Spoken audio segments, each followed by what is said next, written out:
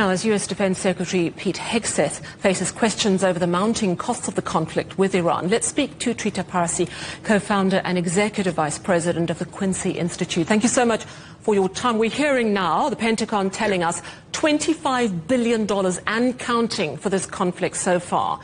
Do you believe that is enough to stop the US from engaging in this conflict once again?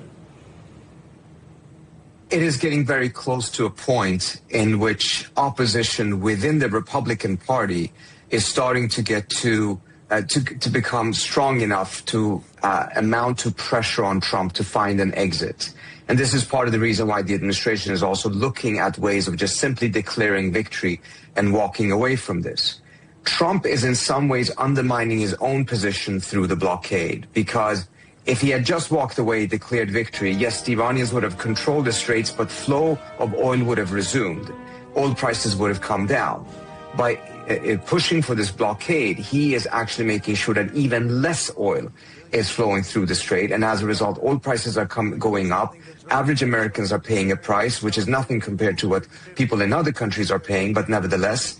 And on top of that, you have this expensive cost of this war, which continues as long as this blockade goes on as well. So we're 2 months into this conflict, shaky ceasefires in place, not much progress in talks. How hopeful are you of an actual breakthrough? I find the likelihood of a breakthrough to be rather limited. I would put it at most 25% chance. It requires a much more mature and disciplined approach to diplomacy, something that Trump so far has not been able to exhibit.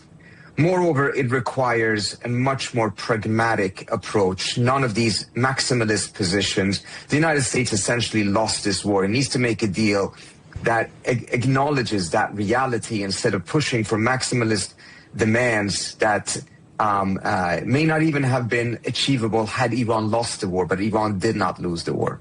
And yet the war of words continues. President Trump, just earlier today, his latest social media post, "No more Mr. Nice Guy."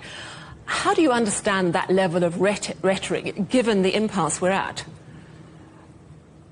I think this is part of the challenge, in which even if diplomacy was starting to become a little bit more serious, the discipline and the message control that is needed from Trump himself, not to self-sabotage his own diplomacy through threats of that kind on social media, is something that is very difficult to imagine at this point.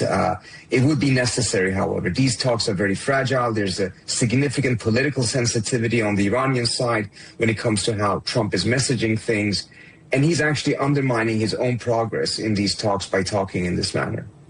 Do you see any graceful exit or resolution to what is going on currently? Certainly, there is one. Absolutely. There can be a deal that is based on what the Iranians accepted in Geneva before the war, something that Trump should have accepted at the time. He should have declared victory. Instead, he chose to declare war. In combination with some arrangement when it comes to the Strait of Hormuz. It's absolutely doable. But again, it requires patience. It requires discipline, message control, and a realization that neither side is going to get everything they want. There's going to have to be a real compromise. And even if both sides have a need to declare victory, to have a narrative of victory, it cannot be a narrative that at the same time humiliates the other. All right. Thank you so much for speaking to us. Trita Parsi, co-founder and executive vice president of the Quincy Institute.